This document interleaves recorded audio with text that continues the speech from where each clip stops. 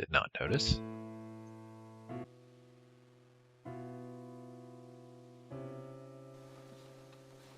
Hey, Miss Blob. Hey, pretty girl. Yeah, you're the prettiest rat in the world, It's aren't you? interesting that he names the rat Just Blob. don't get cocky, huh?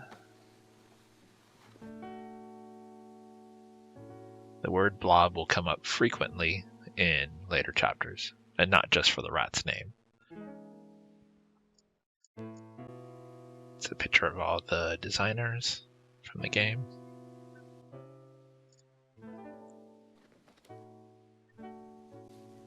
So we have an egg here that I don't do. Most of these eggs I don't do. It says if you look at the bed in Curtis's room, control click on the bathroom door 6 times, and then alt click on the same door 6 times. The cursor will highlight. Click again without holding down any key, and Curtis will disappear. The door will become slightly ajar, and you'll hear a Homer Simpson's voice say, "I'm whizzing with the door open and I love it." Curtis will then reappear and the door will be closed. And then again, in chapter 2, if you control alt click on the coffee table in the living room, you'll see Wes's big book of tractors, book 2. 2 blue tractors are shown on the cover. One looks very old. See, that was the egg of the burp.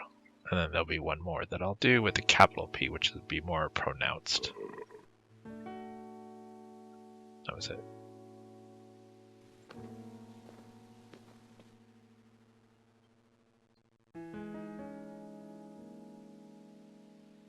There are so many random Easter eggs that require control clicking or alt clicking, which, like I said, normally you wouldn't do. You just point and click in this game. So finding these is very difficult, and that's why I don't know about most of them. I figured I'd read through them as they apply to the chapters.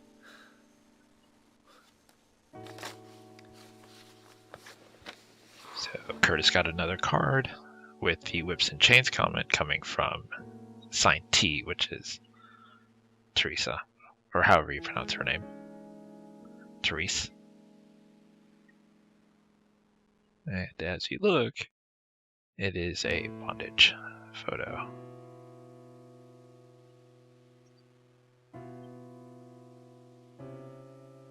So, remember the previous chapter said if you start feeling like you have an issue, give this person a call, and this ID came out of the wallet.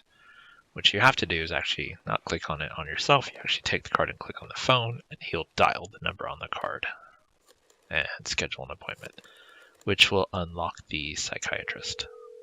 Dr. Ricky Harburg's office, how may I help you? Hi, my name's Curtis Craig, and I was referred to Dr. Harburg by somebody, and I was wondering if I could make an appointment. Certainly. Let me see. You're in luck, Mr. Craig. We have a cancellation today at 5:30. Okay, I guess. Wonderful. See you soon, Mr. Craig. Bye-bye now. I like that he says, okay, I guess what you're calling, so...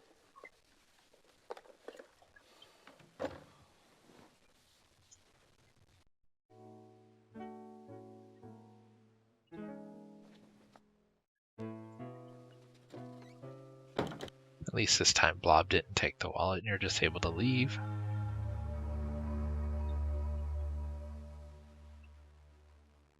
So now you can see the doctor has been unlocked on the map. Thanks for your cooperation. We're going to go ahead and head into work since it's a new day, and a cutscene.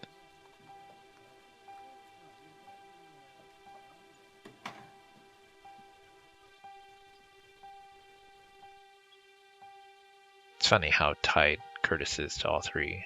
One being his girlfriend, one being his best friend, one being someone who's interested in him in a very, very sexual manner. See, this is what happens when you show up late, Curtis. And that's cold. Like, she just needed to be comforted, and he stopped her from, like, holding her. Curtis. What the hell happened? Oh, Curtis. I got here early, and I went into your cube to see if you were in yet, and Bob was there. So in that cutscene, Bob was in Curtis's cube when he said, "Say goodbye to your file." So that's where he died. Not really a good thing for Curtis. So this definitely could make it look like Curtis is up to something. What's going on here? It looks like someone got pretty sick of Bob. Looks like someone got sick of Bob. Well, who dislikes Bob? Curtis. But probably everyone. Bob struck me as kind of an a-hole. Now, there is something not in this room, but if you go to the right, which is the network room, you can click the screwdriver on Curtis 5 times, and then the post-it note on him once for bouncing Curtis with a boing sound effect. The inventory items will highlight as you use them on Curtis to activate this An active egg. crime scene, sir. I'm gonna have to ask you to stay out of the area.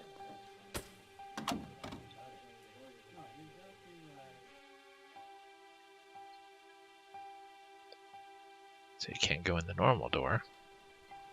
Yes, we did. Uh-huh. Yeah. But if you go into Warner's office, you'll hear the officer speaking on the That's been phone. taken care of. Yes. Officer has the worst Got it, sir. sense of awareness ever. So technically, like any criminal could technically sneak up on him. If you notice there's a note on the floor, we're going to go ahead and grab that. That's been taken care of.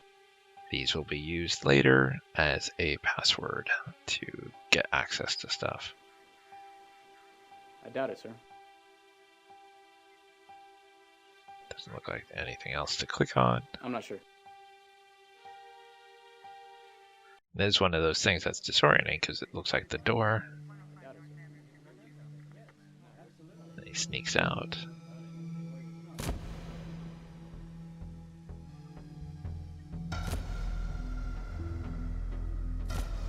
But now he's in the office. Instead of going out the door, he came in. So now he's having visions of Bob's death, and these cops apparently don't care that he's walking through a active crime scene, unlike the cop who's guarding the door.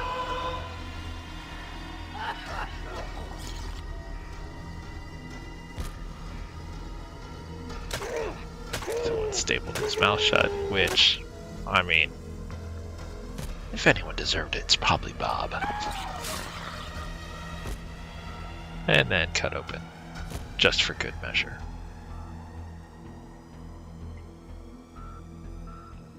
As a side note, please don't ever staple anyone's mouth, even if you think they deserve it.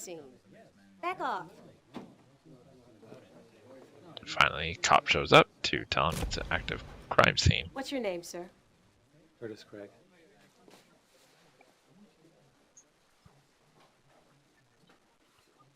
That your cubicle? Yeah. Detective Allie Powell. I'd like to ask you a few questions.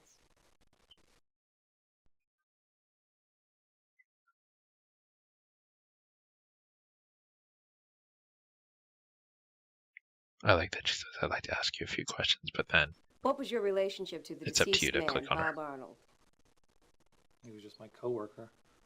Did you like Bob Arnold? No. I don't think anyone did.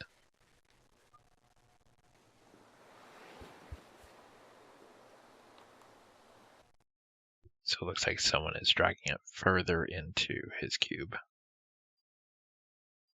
And now his cube is clickable. Detective, exactly what weapon was used to do that to Bob? Weapons, Mr. Craig. Several X-Acto knives, a box cutter, and a heavy-duty stapler.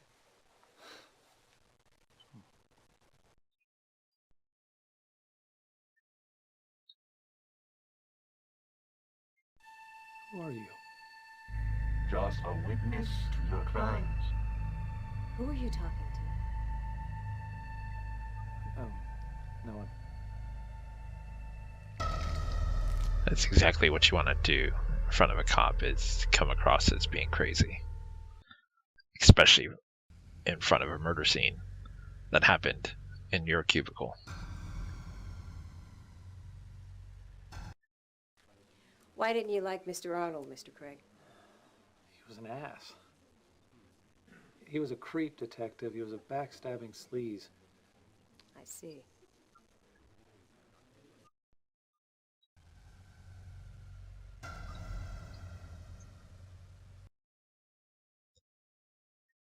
It's good when everything you say seems to solidify further that you might be responsible. And this was part of the warning about the graphic and the gore, is something please eating stop the it. remains, including leaving an eyeball. You're obviously overwrought, Mr. Craig. We'll continue this another time. Good morning. But then she leaves them in the active crime Curtis? scene instead of kicking him I'm out. calling a sort of impromptu meeting at the Dreaming Tree. I think we all need to get out of here for a while. Yeah, okay. You think?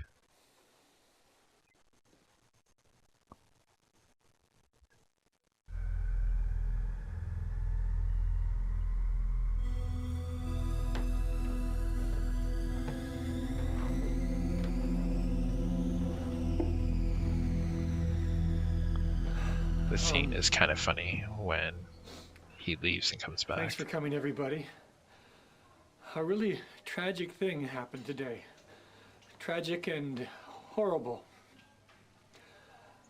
If anybody should want to talk to a grief counselor, the company will make one available to you. I don't know what else to say, guys. I'll go get some drinks. It's just so awful. I can't believe it. Yeah. Guys, I don't feel real well. Tell Tom I had to go, okay? Sure, Trev.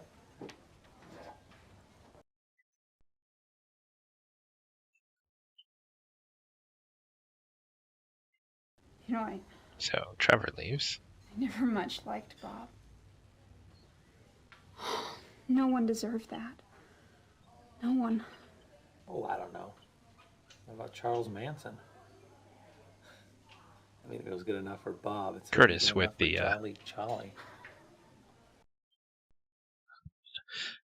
Curtis with the weird replies, especially to his quote-unquote girlfriend, seems very Alright, unusual. Curtis? You're acting really No, weird. clearly Oh, not. geez, I'm sorry, Joss.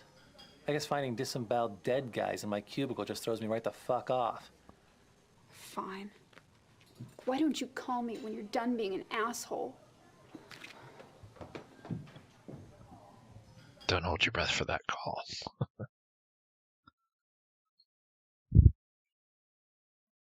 And now one-on-one with Teresa, however you pronounce it. She's got a very strong personality, and you're going to find out why. You really held it together when you saw Bob splattered all over your cubicle. Cool as a cucumber. Yeah, my head was in a really weird place. I felt removed, like it wasn't really real.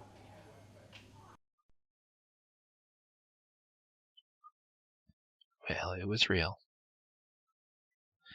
But the question to ask yourself is, how does he know how Bob died? Like, he had a vision of exactly how Bob died. So it seems like there's something there, and that's all going to tie into, at the end, how it all comes apart or together. To me, it feels like it came apart at the end, because, like I said earlier, it seems like a really, really good game until the last chapter, and you really find out the truth about Curtis. Felt like a great game that they I didn't don't know really feel how bad to for end. Bob. I think the bad karma fairy got him. Bad karma fairy. I mean, huh? She that's sounds an like one extreme dangerous bad bitch. karma fairy. Yep. She stomped on his head with her wicked 6-inch heels.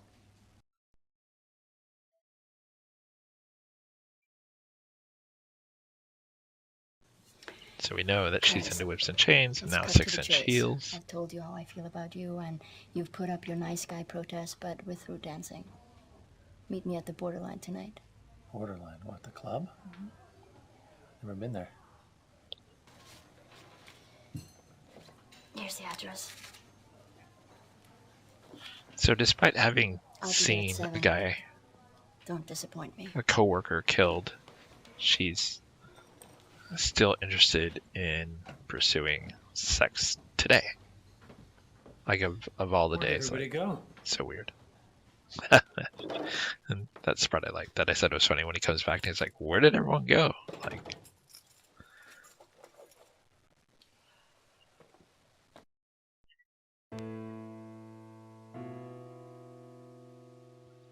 so Curtis automatically heads back to the apartment after the dream tree sequence thing.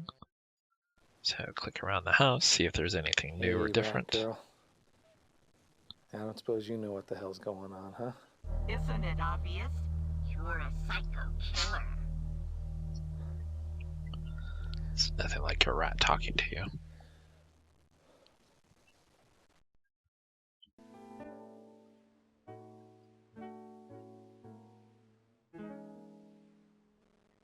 I guess I'll talk about another Easter egg since there's not a lot going on.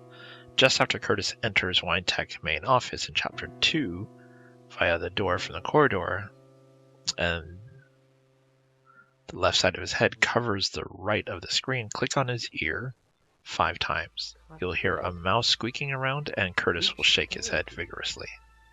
Lobotomy is the answer. What the hell? So suddenly, Curtis's bookshelf has what appears to be unusual books.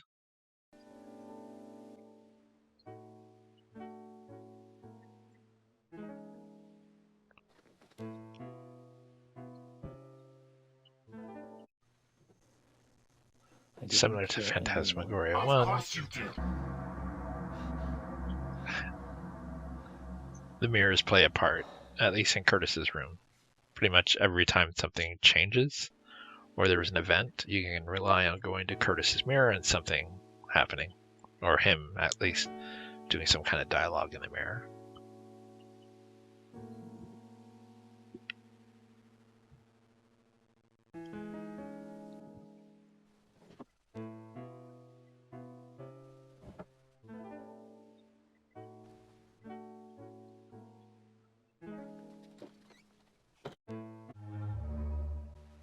So you can see now, Borderline is now unlocked. But we're going to go back to WineTech and see if the cops are still there.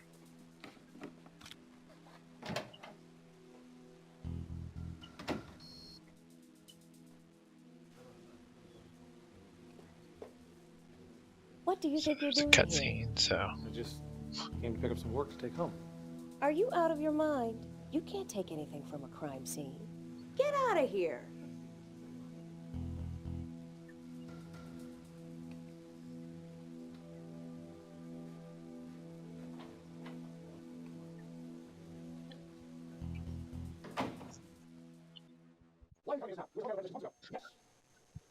different cutscene.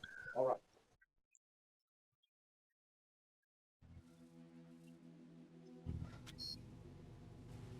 Now you know for sure your badge does not give you the clearance to proceed into the next area.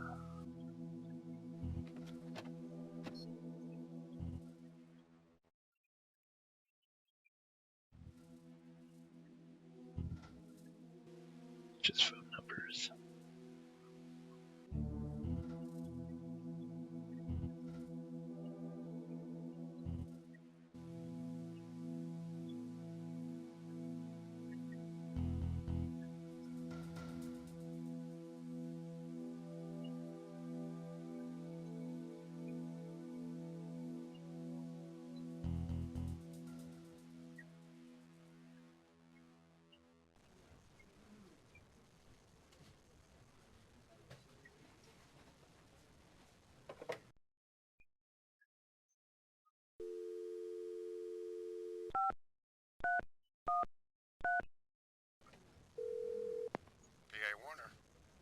Hi, Mr. Warner. This is Tom. We need you in the 4th floor conference room right away. Uh-huh.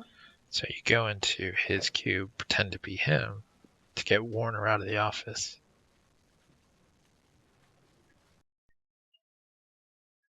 Now what's funny is it's not super clear as to why you need to do this, other than it being an adventure game, and it gets Warner out of his office.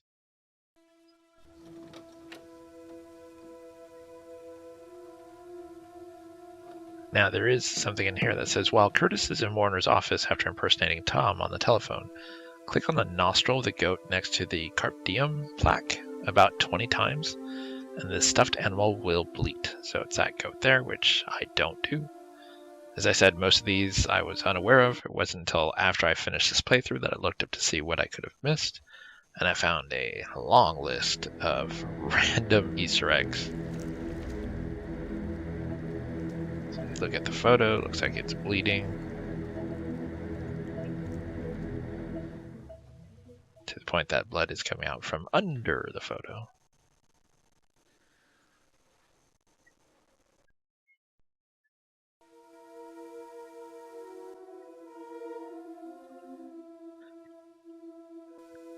Now the big thing is to remember the post-it note that we found on the office floor that had those 3 words, which I constantly forget because I have the worst memory, so I had to keep exiting the computer to go back to the notepad to look at the notepad to get the next. I should have just wrote them down, but I'm sometimes not that smart.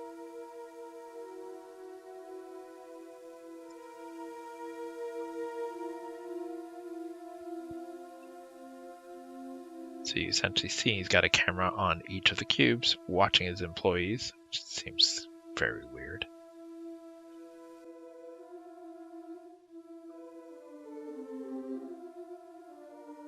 How do you seize the day? We'll need that. Yeah, well. Need that later for this password. one.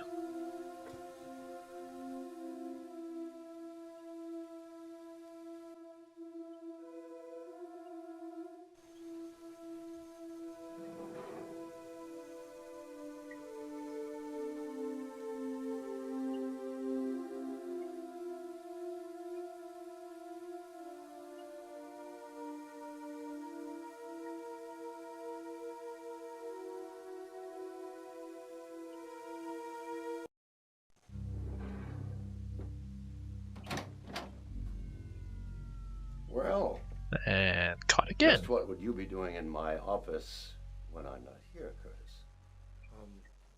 I was just, Let's say we cut the crap. You've been poking around in places you don't belong. Don't make the same mistakes your father made, boy. I would hate to have to lose you. sorry. Almost said kill. And that is definitely like a threat.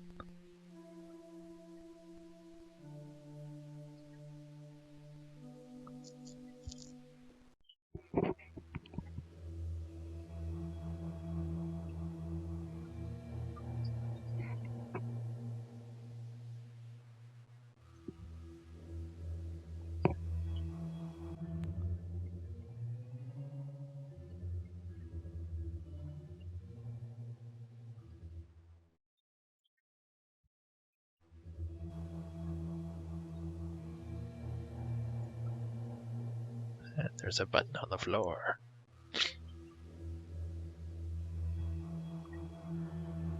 Which it looked like it was on the chair, but it's actually on the floor.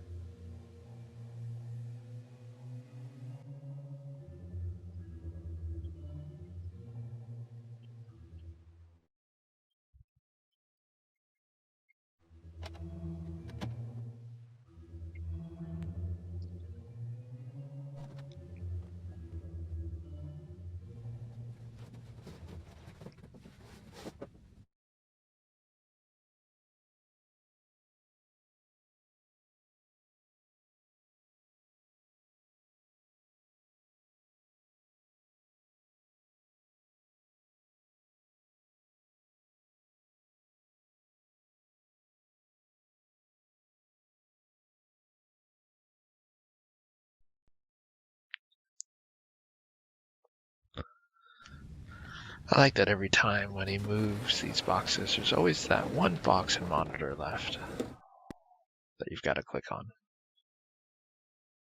Like, why not move them all out of the way? Try the key.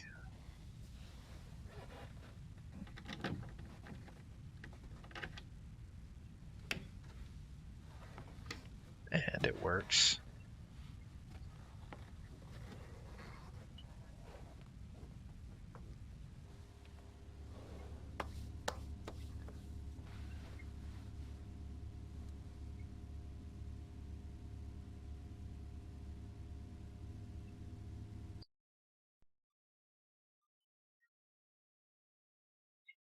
So remember the sledgehammer that was used? That's in here, as well as this weird filing cabinet.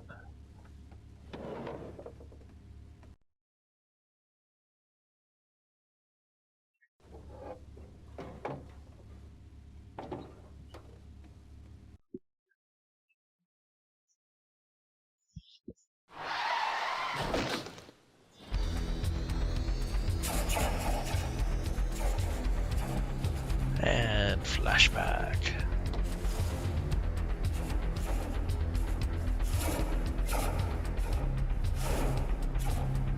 Get away from me! This was the flashing imagery that I was warning about in the very beginning. For anyone with epilepsy or prone to seizures, this game has a lot of flashing imagery. So that's why I put that warning both in front of Phantasmagoria 1, where it has it just a little bit, and definitely in front of Phantasmagoria 2, because it's far more frequent in this game.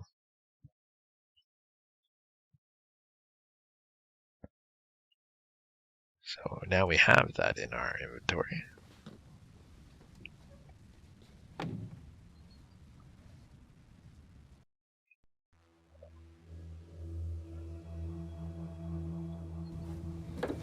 I do think it's funny that he doesn't lock it back up. Just push everything in front of it again.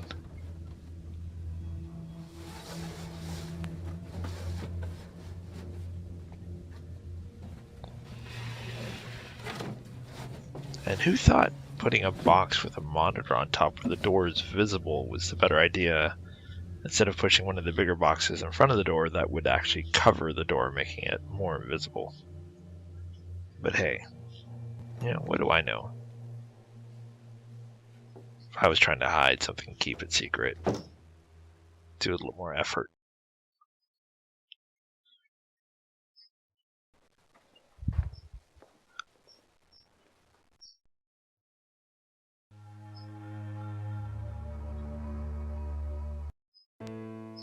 Let's see if we can go home and crack this thing open.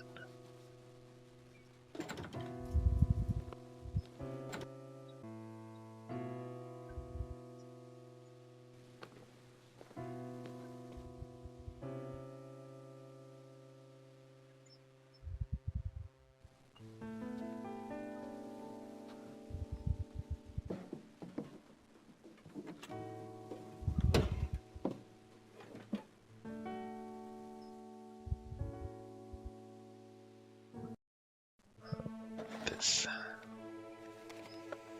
kind of a dossier kind of thing. Threshold.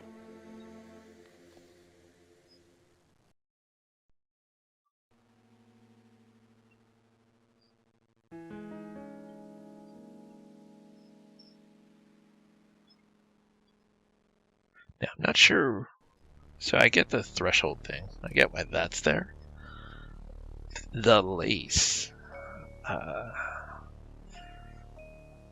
It's like a small lace dress that'll come into play real quick because of a flashback. Doesn't make a lot of sense right now why Curtis is upset, but in a moment, flashback will make sense.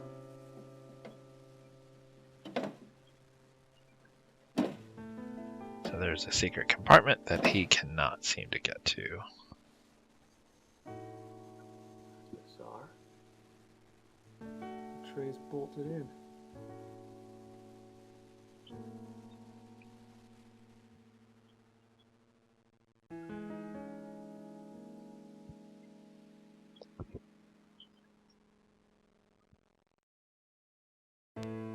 So we have a couple tools at our disposal.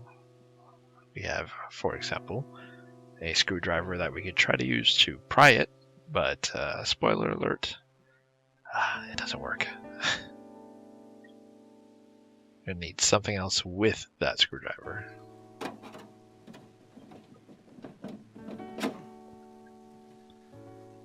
I mean, to me, he's just not putting enough effort into it. That thing looks old and rickety. It would if you actually tried, Curtis, but that's alright. Not enough determination there.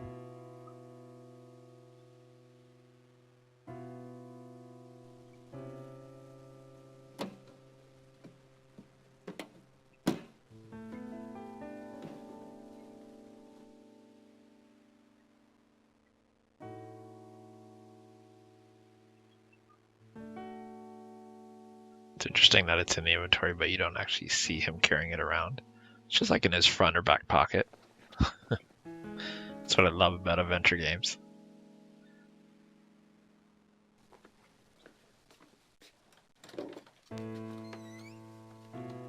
So since that didn't work, let's head out and do something else. Where shall we go? Well, how about the dock? So there is an Easter egg here that, again, I don't do. When Curtis visits Dr. Harburg for the first time, click the lace from your inventory on the window. It will highlight, do the same with the sexy postcard and the greeting card. They too will highlight, and you'll see a short scene of Andy Hoyos sitting on a couch. It's one that they use from Curtis's Boyhood. He's kicking his right leg while James Brown's Shake Your Moneymaker is played in the background. Lately, I keep getting freaked out by nothing. I don't know where to start. It's okay. Take your time. Talk about anything that comes into your mind.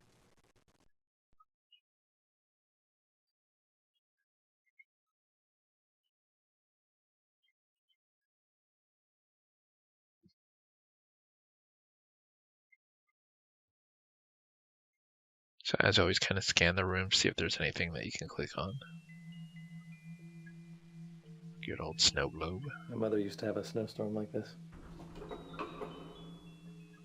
I used to think that must be what her mind looks like. All broken up. All those tiny pieces swirling around inside.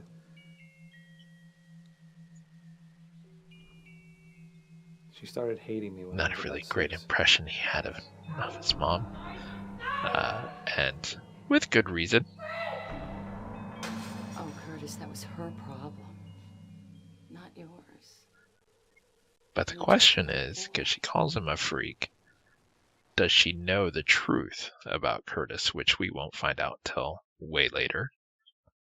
But that she kind of knew something was up with him, maybe. Doesn't excuse what she does, because she does some pretty vile things. Oh, damn, this is hard. But makes you wonder if she was actually in tune that maybe something was wrong with Curtis. Not long before my mother killed herself, she started dressing me up as a little girl.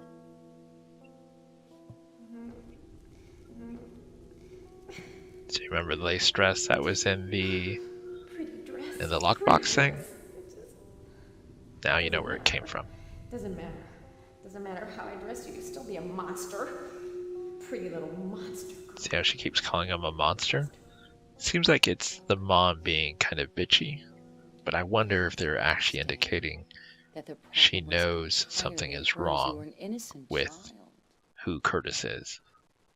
And I don't mean wrong as in mentally wrong, like actually physically something is wrong with Curtis. Because you'll find out, as I said later on, Curtis is not Curtis. It's conducting some sort of terrible illegal experiment. Take a look at this.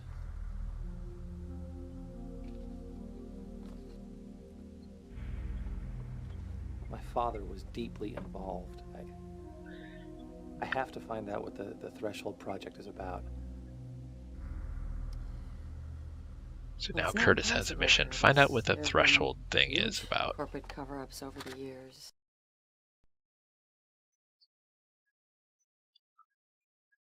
seems pretty lax that she was just given what I assume to be a highly classified document. He was murdered today. I don't mean just shot in the head either. He was spread all over my cubicle. Oh my God, Curtis, how are you feeling about this? How do you think? I don't feel anything. Which is weird. I don't feel anything at all. Like, even if he was a a-hole, the fact that he was killed in your cube should give you some kind of feeling.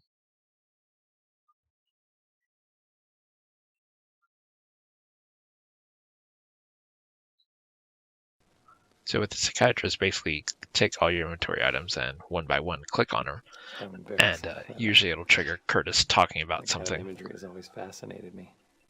It's nothing to be ashamed of, Curtis. Have you ever thought about why you like images of bondage? Yeah. It's even weirder.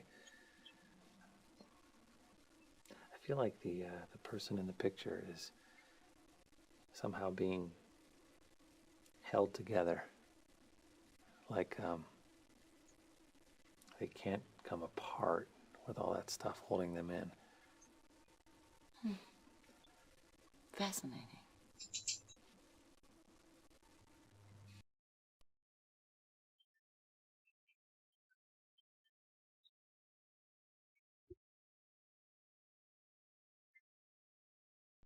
I almost didn't call you because Dr. Merrick referred me to you. He was my doctor at the hospital. Yes, I know, Curtis.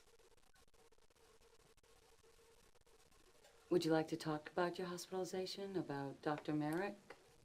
I'm not going to ask you anything specific about your hospitalization, but could you tell me if perhaps there was one single inciting incident that led up to it?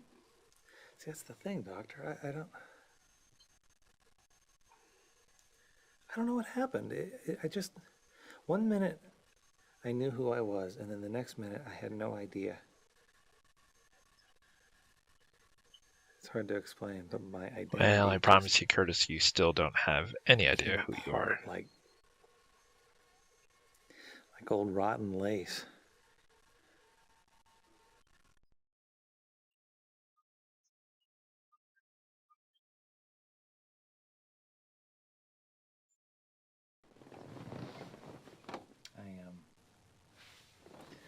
I have a date with this girl from my work tonight. Her name's Therese. She is very sexy, and I don't know though. I'm feeling guilty because of my girlfriend Jocelyn. Well, do you feel like you're betraying Jocelyn? Yeah. Well, I mean, no. I mean, okay, we agreed from the beginning that it wasn't exclusive, right? So I don't have any reason to be guilty at all, do I? Well, I think that's for you to decide in your own mind and in your own heart. But let me point out, however, Curtis, that guilt is a very, very destructive emotion.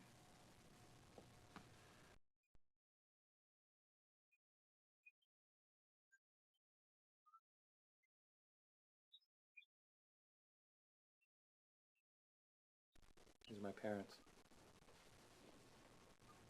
Don't they look happy? I think they were happy then, but I don't remember.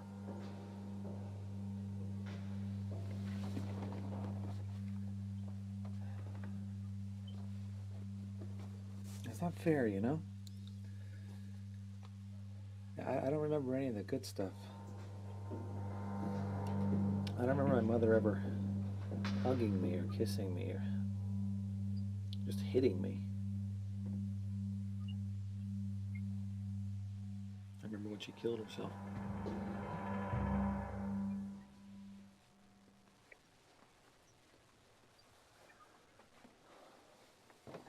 Curtis has a pretty effed up life.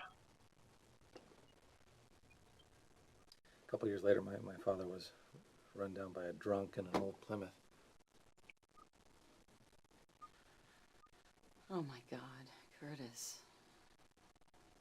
That's a lot for anybody to deal with. Oh, there's more too. His father being run down. That we'll find out. This was taken at our company Christmas party. I had a lot of fun that night, I guess. Looks like you were having fun. Who are those people with you? That's Trevor. He's my best friend, and that's Jocelyn. She's my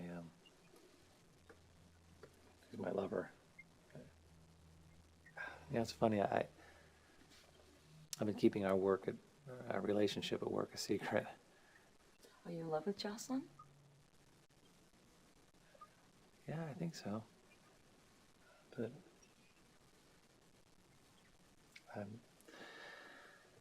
I'm kind of attracted to Trevor, and that worries me because Now, see. I mean, I don't know if I should be with Jocelyn. I don't want to hurt her, you know? Have you spoken to Jocelyn about this? God, no. I have enough trouble opening up to her. You know, it's funny, even when we're making love, I don't feel totally close to her. I don't think I felt totally close to anyone. Now, the reveal that he's attracted to Trevor was shocking because, again, there's no real indication of that. They don't seem to have that flirty like thing Barbie has going anything on. to do with my being attracted to Trevor? No. No, Curtis, I don't. Sexual orientation is genetic. However, the confusion that your mother instilled in you may be contributing to your disassociation with society.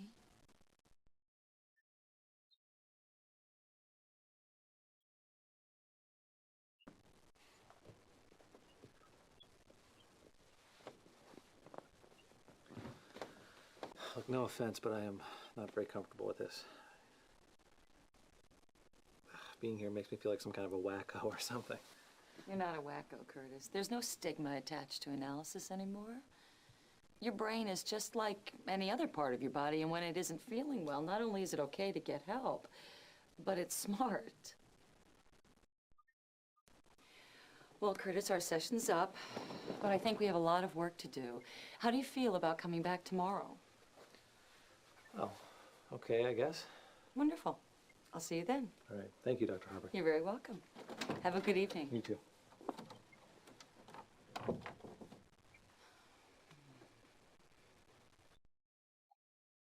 Imagine being her, just hearing everything you just heard.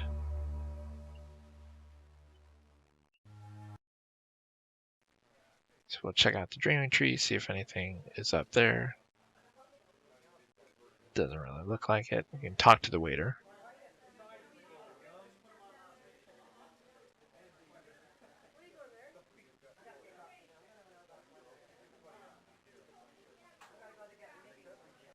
And the reason I called it Please Don't Lock Up Again is I had played this chapter all the way up to this point. Hey, and when I went to talk to the waiter, it never went to the screen. It just locked. Nope. So I had to replay this whole chapter all over again. Bob Arnold got himself butchered like a pig in my cubicle, no less. No way. Yeah. Oh, that is harsh, man.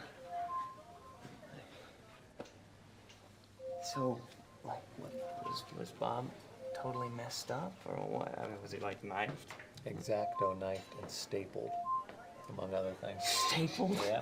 Holy shit. He must have really pissed somebody off in shipping. Oh, man.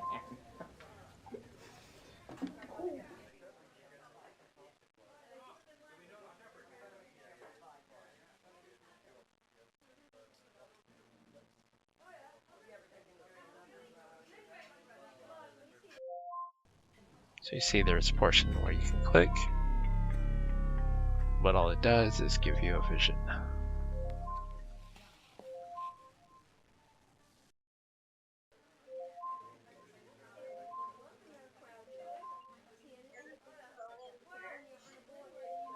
Nah, I'm not all that hungry.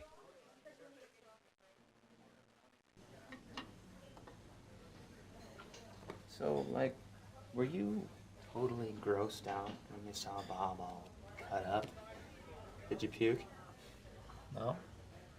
I don't know. I didn't feel much of anything. It's kind of like seeing a dead cat in the road, you know?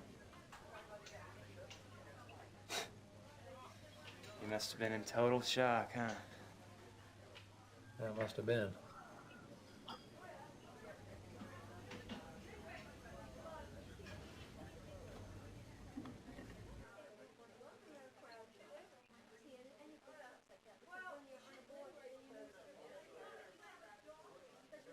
There's nothing else on the menu to trigger anything.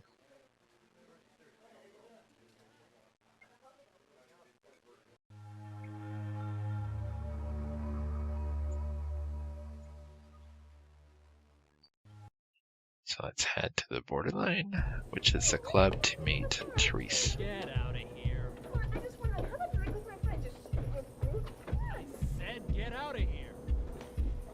Hold it. This is a private club. You have to know someone to get in.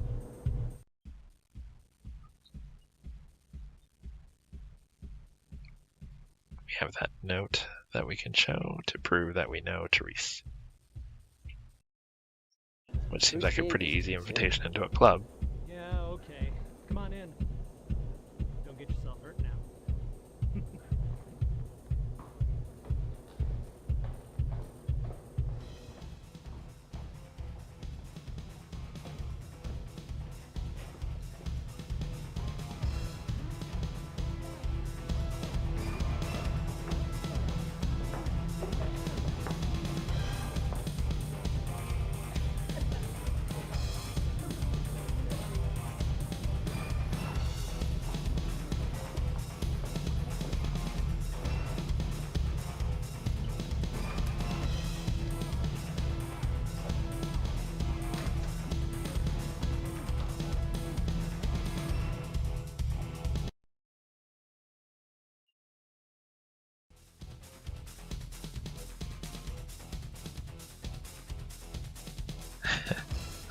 So if you go talk to the girl, and I'm doing air quotes, at the bar, it's pretty funny.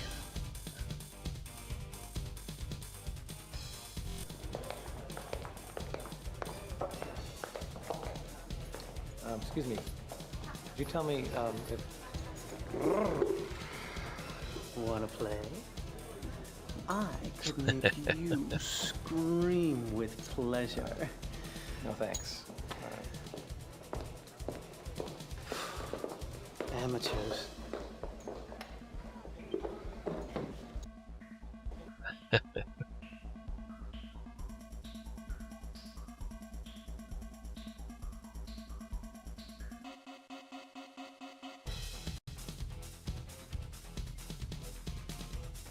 Got some bumping tunes in here. Sounds like a fighting game music. Like sounds like something for Street Fighter or something like that.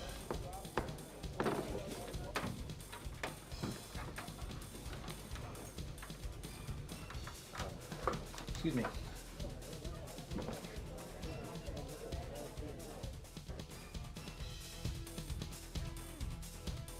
Just want to say that those three tore that place up because when you come back the following day, it's actually closed for repair. So I don't know what they did in there, but they tore it up.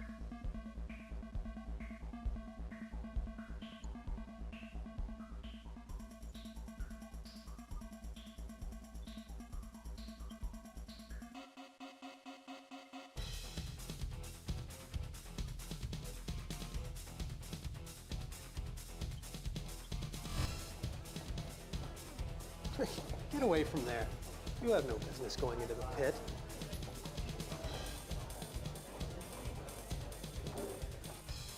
Don't worry, we'll eventually head into the pit.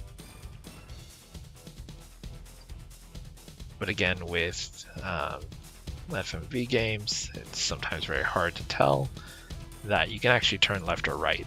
Like, behind you is a direction, but there's also a left and right, which took a while to figure out. So that's the exit, so we don't want to go that way. Oh, look at that.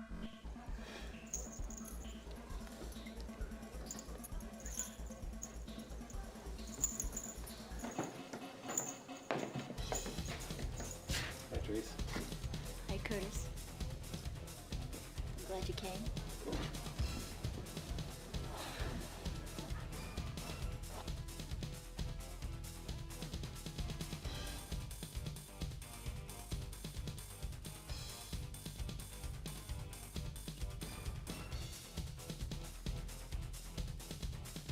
What kind of a club is this, anyway? It's an S&M club. Seems like a very weird question. Do you need a drink to cope with the ugly truth? No thanks. I find this pretty intriguing. Oh, it gets better, baby.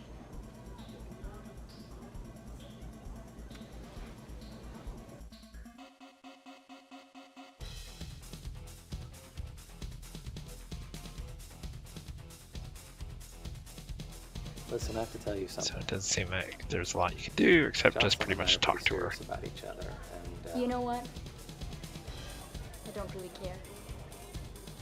Do you think you're the only one I'm seeing? You know, I used to bring her along sometimes. She's pretty cute.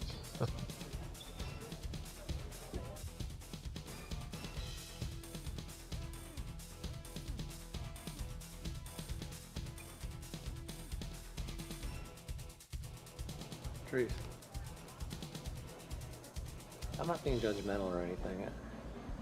Hey, could I have a red shiny rubber? I just don't understand why people need to feel pain to have fun.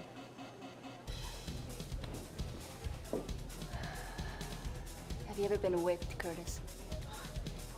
Have you ever been oiled down in candlelight and beaten with silk straps? No. You know, sensual pain isn't like hitting your finger with a hammer. It's intensely erotic. Well, that's good to know.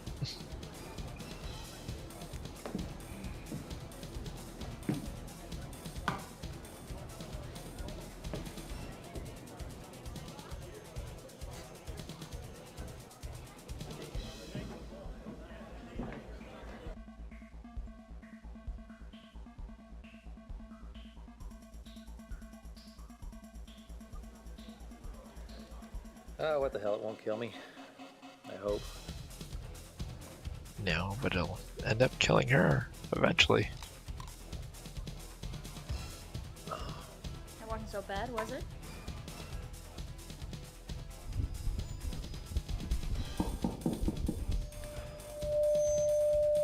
Good evening. I'm in the booth here. That's so weird. Who wants it? I've never been to an S&M club, but I am now insanely curious if they actually pierce navels as a part of a show, which I guess they might be Right able here. to do, I want it. just for the pleasure and pain aspect of it. I'm gonna enjoy watching this.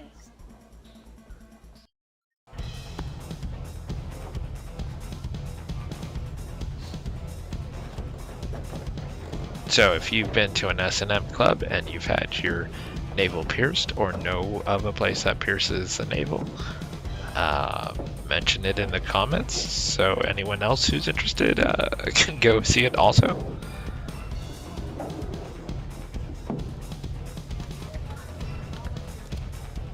Especially if it has this music playing in the club.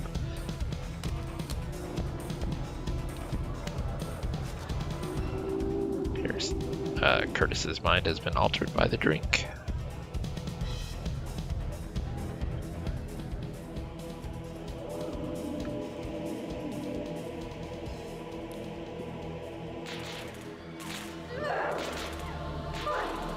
And as he gets his navel pierced, we see that his mom gave him electrotherapy.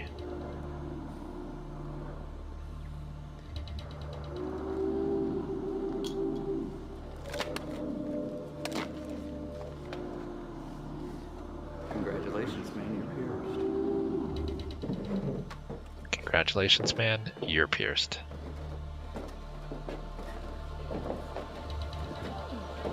You okay?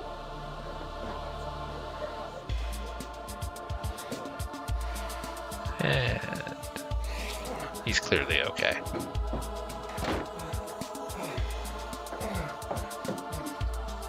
So it's their turn in the bathroom. So maybe it's them who tear up the bathroom. And surprisingly, with the S&M scene, unlike the bedroom scene that we see in Chapter 1, there's actually no nudity here, which is shocking. There's just a lot of suggestive stuff, which is why that warning is at the beginning that there is sexual scenes, along with gore and violence in this game. But surprisingly, there's actually no nudity on the S&M sex scene.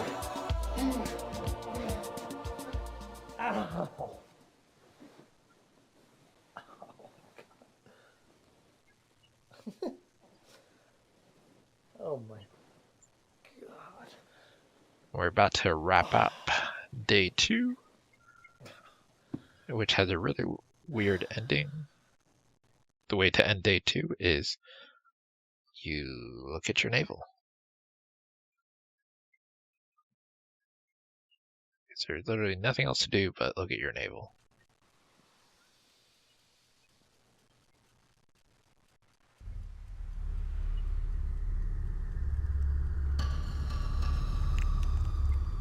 And pull out the guts. And pass out.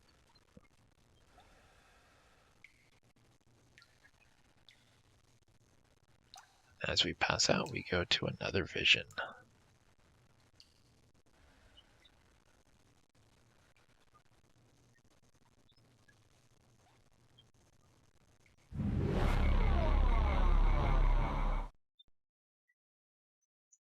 And that's going to wrap up day 2.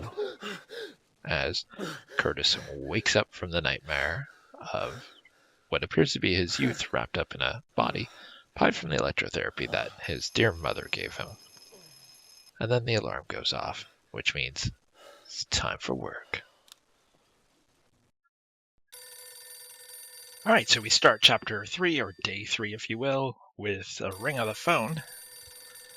And despite the phone's ringing, let's take a look at the mirror though, because he always has something to say about the mirror. Yeah, maybe he won't say something today though. We'll just look. I guess the phone is more important, so let's go answer that phone call.